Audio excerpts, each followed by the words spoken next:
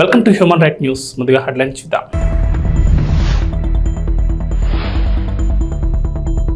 Drugs పై AP Telangana ఉమ్మడి పోరు. రేవంత్ చంద్రబాబు భేటీలో కీలక నిర్ణయం.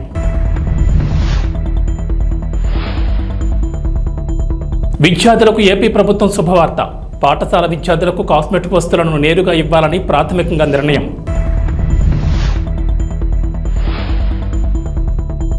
కె కేశవరావుకు కీలక పదవి. కేబినెట్ హోదాతో ఉత్తర్వులు జారీ.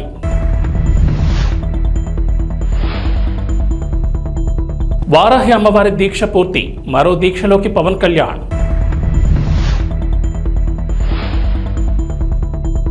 ఏపీ తెలంగాణకు రెయిన్ అలర్ట్. పలు జిల్లాల్లో భారీ వర్షాలు, ఎల్లో అలర్ట్ జారీ. తెలంగాణ సీఎం రేవంత్ రెడ్డి ఆంధ్రప్రదేశ్ సీఎం చంద్రబాబు నాయుడు భేటీలో ప్రస్తావించిన అంశాలను రెండు రాష్ట్రాల మంత్రులు జాయింట్ ప్రెస్ మీట్ పెట్టి వెల్లడించారు. తెలంగాణ ఉప ముఖ్యమంత్రి బట్టి విక్రమార్క, ఏపీ మంత్రి అనగాని సత్యప్రసాద్ ముఖ్యమంత్రుల సమావేశ వివరాలు వెల్లడించారు. ఉమ్మడి ఆంధ్రప్రదేశ్ విడిపోయి 10 ఏళ్లు పూర్తయినా విభజన సమస్యలు ఇప్పటికీ పరిష్కారం కాలేదని, వాటిపై ఈ సమావేశంలో చర్చించినట్లు బట్టి విక్రమార్క చెప్పారు. డ్రగ్స్కు వ్యతిరేకంగా యాంటీ నార్కోటిక్స్ డ్రైవ్స్ చేయాలని నిర్ణయించామని, సైబర్ నేరాలు అరికట్టేందుకు చర్యలు తీసుకున్నామని తెలిపారు. డ్రగ్స్, సైబర్ క్రైమ్స్పై ఇరు రాష్ట్రాలు కలిసి పనిచేయాలని నిర్ణయించామని చెప్పారు. ఇక ఇటీవల ఏపీలో కూడా యాంటీ నార్కోటిక్ టాస్క్ ఫోర్స్ ఏర్పాటు చేయడం గమనార్హం.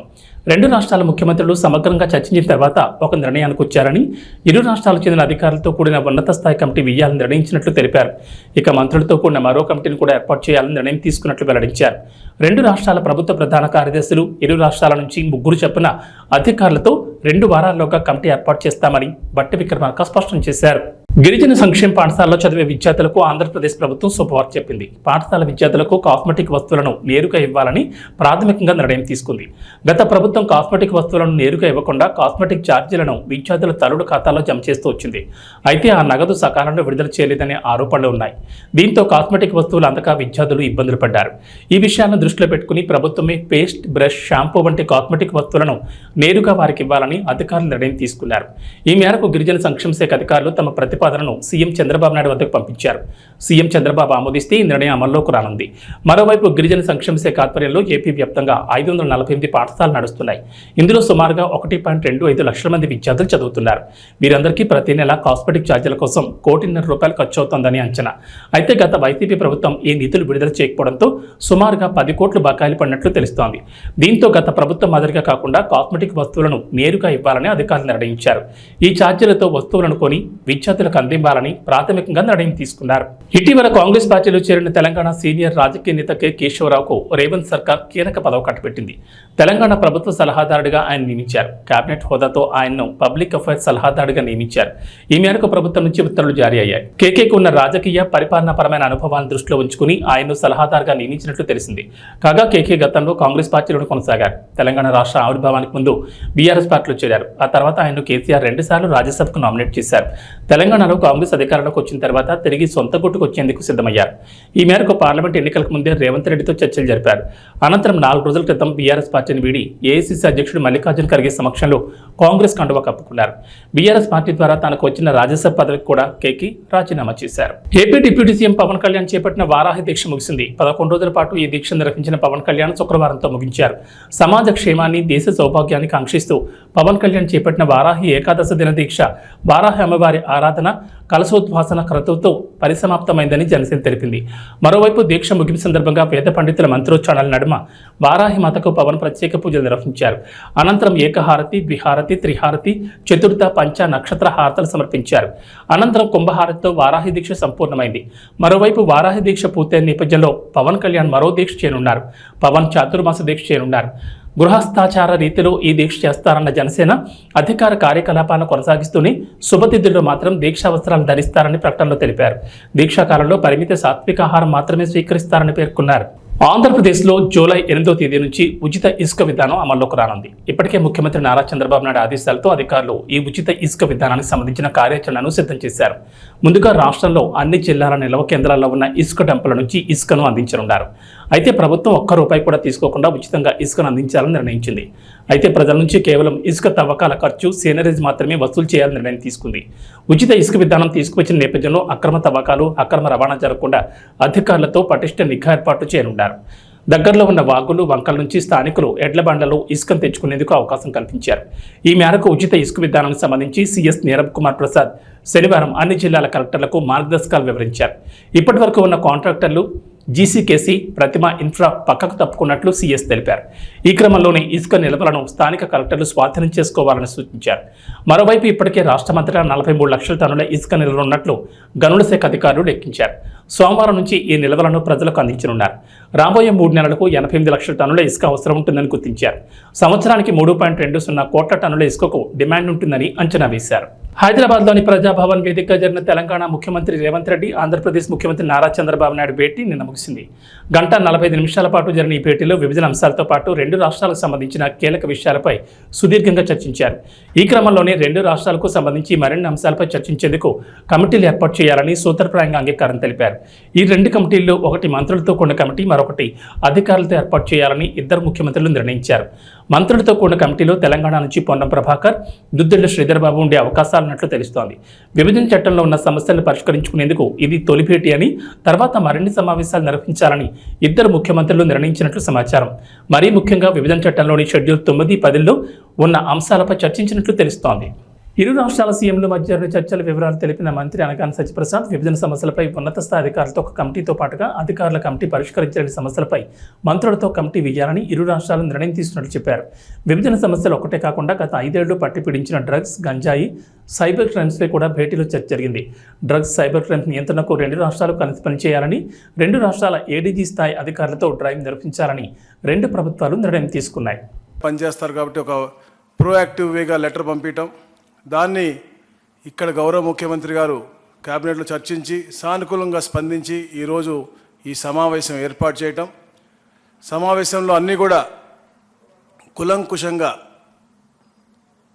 చర్చించి అందరు అడ్వైజులు తీసుకుని ఎవరైతే మంత్రివర్యులు ఉన్నారో అలాగే అధికారులు ఎవరైతే ఉన్నారో అందరి కూడా సలహాలు సూచనలు తీసుకుని డిస్కస్ చేసి ఇవన్నీ కూడా, ఎందుకంటే మీ అందరికీ తెలుసు తెలంగాణ ఒక ఉద్యమంతో, ఒక నిధులు విధులు కేటాయింపులతో ఏర్పాటైంది, అంటే దాని మీద ఉద్యమం చేసి ఏర్పాటైంది. అలాగే ఆంధ్రప్రదేశ్ అభివృద్ధి, వారి యొక్క సెంటిమెంట్లు కూడా చాలా పరిణామం తీసుకుని ఎవరు యొక్క మనోభావాలు దెబ్బతినకూడదు,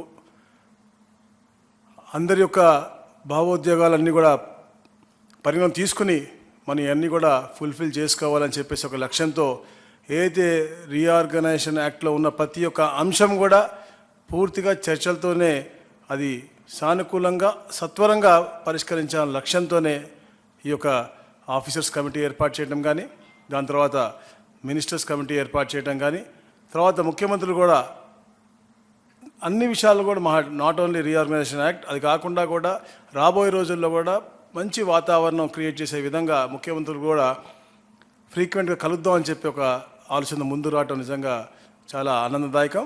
అలాగే మరి ముఖ్యంగా ఎలా అయితే గౌరవనీయులు బట్టి విక్రమార్క చెప్పారో, తెలంగాణ రాష్ట్రం ఏర్పడిన తర్వాత డ్రగ్స్ ఫ్రీ స్టేట్గా చేయాలని చెప్పేసి తపనతో పనిచేస్తూ ఉన్నారు. దాని మీద కూడా సుదీర్ఘంగా చర్చించి ఏదైతే అక్కడ ప్రభుత్వం ఏర్పడిన తర్వాత ఒక సబ్ కమిటీ మేము వేసుకోవడం జరిగింది 6 మంత్రులతో. ఎందుకంటే అక్కడ మా దగ్గర కూడా స్కూల్ బ్యాగుల్లో, అంటే 8th క్లాస్ చదువుకునే స్కూల్ బ్యాగుల్లో కూడా మనకి గంజాయి దొరికే పరిస్థితి మాకు అక్కడ రాష్ట్రంలో ఉంది. కాబట్టి ఎడ్యుకేషన్ మినిస్టర్ కానీ, గౌరవ హోమ్ మినిస్టర్ కానీ, అలాగే ట్రైబల్ వెల్ఫేర్ మినిస్టర్ కానీ, ట్రాన్స్పోర్ట్ మినిస్టర్ అందరూ కూడా వేసుకుని మేము సబ్ కమిటీ ఏర్పాటు చేయడం, వారి మీటింగ్ కూడా జరగడం జరిగింది.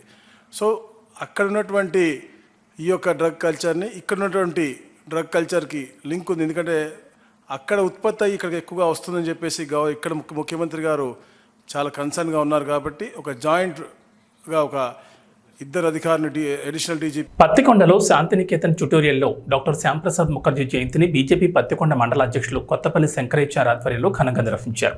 ఈ సందర్భంగా BJP Kisan Morcha assembly incharge C C Ranganna, legal cell convener Bhaskar మాట్లాడుతూ శ్యాంప్రసాద్ ముఖర్జీ జూలై 6వ తేదీన కలకత్తాలో జన్మించారని, ఈయన కాషాయ బాహుబలని, జాతీయవాద నేతలలో ముఖ్యుడని మరియు 1921లో ఆంగ్లంలో పట్టాపుచ్చుకున్నారని, 1951లో జనసంఘ్ పార్టీ ఏర్పాటు చేశారని, అప్పట్లోని 3 లోక్సభ స్థానాలు గెలిచారని, ఒక లోక్సభ స్థానం నుంచి ఆయన గెలిచారని అన్నారు. కలకత్తా విశ్వవిద్యాలయానికి ఉపకులపతిగా, బెంగాల్ ఆర్థిక మంత్రిగా, భారతదేశానికి నెహ్రూ గవర్నమెంట్లో పరిశ్రమల మంత్రిగా దేశానికి ఎంతో సేవ చేశారన్నారు. గౌరవ సంపద కామరాజ్ ముఖర్జీ గారు మన భారతదేశంలో చాలా ముఖ్యమైన వ్యక్తి. కాశ్మీర్ని పోయినసారి వాళ్ళు కాంగ్రెస్ పార్టీ వాళ్ళు రెండుగా చీల్చారు. అది వద్దని భారతదేశంలో విలీనం కావాలని పోరాడిన చాలా ముఖ్యమైన వ్యక్తి. మా పార్టీలో చాలా కీలకమైన వ్యక్తి, ఘనుడు. అతనికి మా పార్టీ తరఫున మా పెద్దల తరఫున నివాళులు అర్పించుకుంటాం. ముఖర్జీ గారు ఈ యొక్క జయంతి సందర్భంగా ఈ యొక్క బీజేపీ నాయకులందరూ కలిసి ఆయనకు పూలమాల వేసి ఆయన సత్కరించడం జరిగింది. అందులో భాగంగా ఈయన 370 ఆర్టికల్ని అప్పట్లోనే కాంగ్రెస్ గవర్నమెంట్ అది విభజించడానికి ఆర్టికల్ని ఏర్పాటు చేసినప్పుడే ఈయన ఖండించి దానికోసం పోరాడి ఆయన ఆ యొక్క పోరాటంలోనే ఆయన అశువులు బాసినాడు. ఆయన అందులో వెస్ట్ బెంగాల్ మంత్రిగా కూడా ఆర్థిక మంత్రిగా కాబట్టి ఆయనకు ఘననివ్వాలి. ఆయన పుట్టినరోజు వేడుకను ఘనంగా జరుపుకోవడం జరిగింది. వైఎస్ఆర్సీపీ కార్యకర్త అజయ్ కుమార్ రెడ్డిని పరామర్శించారు. అనంతపురం కడప రిమ్స్ ఆసుపత్రి ప్రాంగణంలో మాజీ ముఖ్యమంత్రి వైఎస్ జగన్మోహన్ రెడ్డి. అనంతరం ఆయన మీడియాతో మాట్లాడారు. ఇక్కడ హాస్పిటల్లో ఒక యంగ్స్టర్ బహుశా 20-25 ఏళ్ళు ఉంటాయేమో తన పిల్లాడికి. ఆ 20 ఏళ్ల పిల్లాడిని ఎందుకు నిర్దాక్షిణ్యంగా కొట్టారో కూడా తెలియదు. కేవలం ఎన్నికల్లో వైఎస్ఆర్ కాంగ్రెస్ పార్టీకి తరఫున తాను ఓటు వేశాడని, వైఎస్ఆర్ కాంగ్రెస్ పార్టీకి సంబంధించిన కుటుంబానికి చెందిన వ్యక్తిని అతి దారుణంగా కావాలని అదే పనిగా వేంపల్లెకు అదే పనిగా ఒక వెహికల్లో వచ్చి దారిలో పోతా ఉన్న పిల్లోడిని బైక్ ఆపి నిర్దాక్షిణ్యంగా కొట్టి హాస్పిటల్ పాలు చేస్తా ఉంటే ఏమి సాధిస్తా ఉన్నారు? ఇంతవరకు పులివెందుల్లో ఎప్పుడు ఇలాంటి సాంప్రదాయం లేదు. ఎన్నో ఎన్నికల్లో చేశాం, ఎప్పుడు పులివెందుల్లో ఇలాంటి సాంప్రదాయం లేదు. ఎన్నికలు అయిపోయిన తర్వాత ఓటు వేయని వారిని కొట్టే కార్యక్రమం ఎప్పుడు జరగల. రాష్ట్ర వ్యాప్తంగా కూడా ఒక భయాందోళన వాతావరణం క్రియేట్ చేయడం కోసం అని రాష్ట్ర వ్యాప్తంగా ఇదే చేయిస్తా ఉన్నారు దగ్గరుండి. ఏం సాధిస్తారు దీనివల్ల? మీరు వేసే ఈ బీజం చేసే ఈ చెడు సాంప్రదాయం రేపొద్దున మళ్ళీ తెలుగుదేశం పార్టీ కార్యకర్తలకి చుట్టుకుంటుంది. చంద్రబాబు నాయుడు అనుకుంటా ఉన్నాడు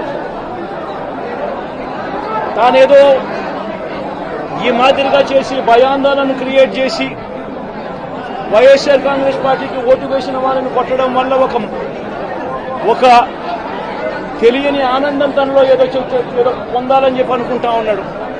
రాష్ట్ర వ్యాప్తంగా ఒక భయాన్ని క్రియేట్ చేయాలని ప్రయత్నం చేస్తా ఉన్నాడు. కానీ నేను చంద్రబాబు నాయుడు గారికి మరొక్కసారి కూడా చెప్తా ఉన్నా, ఒక చెడు సాంప్రదాయానికి నాంది పలుకుతా ఉన్నారు. దయచేసి ఆపండి. ఆపకపోతే మాత్రం ఎల్లకాలం మీరే అధికారంలో ఉండరు. అధికారం మారిన రోజున ప్రజలు చంద్రబాబు నాయుడు గారు చేస్తా ఉన్న ఈ అన్యాయాలను చూసి శిశుపాలని పాపాలు పండినట్టుగా ఆ పాపాలు చాలా వేగంగా పండుతా ఉన్నాయి. అధికారం మారిన రోజున తాను చేస్తా ఉన్న ఈ చెడు సాంప్రదాయం తనకే చుట్టుకుంటుంది. ఈరోజు దెబ్బలు తగిలినా దెబ్బలు తిన్నా ప్రతి ఒక్కరూ కూడా రేపొద్దున ఇదే మళ్ళీ అటువైపున చేసేదానికి మీరంతటి మీరే బీజం వేస్తా ఉన్నారు. ఇది సరైన పద్ధతి కాదు. నాయకులుగా ఉన్న మనలాంటి వాళ్ళం ఇలాంటివి ప్రోత్సహించాల్సిన పని ఎప్పుడు రాకూడదు, జరగకూడదు. దయచేసి చంద్రబాబు నాయుడు గారికి ఇప్పటికైనా చెప్తా ఉన్నా, చంద్రబాబు నాయుడు గారిని హెచ్చరిస్తా ఉన్నాను, మరొక్కసారి మళ్ళీ హెచ్చరిస్తా ఉన్నాను. ఇది కరెక్ట్ సాంప్రదాయం కాదు, దయచేసి దీన్ని ఆపమని చెప్పి. నిజంగానే ఒకసారి మీరు కూడా వెళ్ళి ఒకసారి చూడండి. ఒకసారి ఏం పాపం చేశాడు నా పిల్లల్ని, ఎందుకు కొట్టారు, ఏం పాపం చేశాడని కొట్టారు. ఒకసారి హాస్పిటల్లో కూడా ఒకసారి చూడండి. ఒకసారి 90 మంది పిల్లలు ఇక్కడ జాయిన్ అయ్యారు. మధ్యాహ్న భోజనం పథకం సరిగ్గా జరక్క మధ్యాహ్న భోజన పథకం సరిగ్గా జరగడం లేదు. పిల్లలకు కనీసం బ్యాగుల సప్లై కూడా సరిగ్గా జరగడం లేదు. ఇచ్చేటోడు ఎవడు ఇవ్వడం లేదు సరిగ్గా ఏది వ్యవస్థ అనేది ఏది సరిగ్గా జరగడం లేదు. వ్యవస్థను గాడిలో పెట్టండి. మీరు ప్రజలు మిమ్మల్ని ఏదైతే ఓటు వేశారో ఒక కారణం చేత మీరు ప్రజలు 10% మంది ఓట్లు మాకు రావాల్సిన 10% మంది ఓట్లు మీకు వైపు డ్రిఫ్ట్ అయ్యాయి అని అంటే కేవలం మీరు చేసిన మోసపూరిత వాగ్దానాల వల్ల డ్రిఫ్ట్ అయ్యాయి. ప్రజలు మీ దగ్గర నుంచి ఎక్స్పెక్ట్ చేస్తూ ఉన్నారు. రైతులు అల్లాడిపోతూ ఉన్నారు, రైతు భరోసా అందక. పిల్లలు అల్లాడిపోతూ ఉన్నారు, పిల్లలు బడులు స్టార్ట్ అయ్యాయి కానీ తల్లులకు అమ్మఒడి కార్యక్రమం ద్వారా వస్తూ ఉన్నది రావడం లేదు. తల్లులు ఎదురుగా ఆశగా ఎదురు చూస్తూ ఉన్నారు. వాళ్ళని చూసుకోండి. అక్క చెల్లెమ్మలకి ఇస్తామన్నారు నెల 1,500 రూపాయలు, అది ఇచ్చే కార్యక్రమం చూసుకోండి. ఇంటింటికి ఉద్యోగం అన్నారు, ఉద్యోగం ఇవ్వకపోతే 3,000 రూపాయలు ప్రతి ఇంటికి నిరుద్యోగ వృత్తి అన్నారు. ఆ పిల్లలందరూ ఎదురు చూస్తూ ఉన్నారు. మీరు ఎప్పుడెప్పుడు ఇస్తారు 3,000 రూపాయలు నిరుద్యోగ వృత్తి అని, అది చూసుకోండి. ఇటువంటి ఏవి కూడా మంచి కార్యక్రమాలు ఏవి కూడా చేయకుండా రాష్ట్ర వ్యాప్తంగా భయాందోళన మాత్రమే క్రియేట్ చేసే దుర్బుద్ధిని చేసే దుశ్చర్యను ఆపండి అని మరొకసారి హెచ్చరిస్తూ చెప్తా ఉన్నాం. శిశుపాలను పాపాలు పండినట్టుగా వేగంగా జరుగుతూ ఉన్నాయి. తన పాపాలు పండడం అన్నది కూడా తను మర్చిపోదని సందర్భంగా మరొకసారి చెప్తా ఉన్నాం.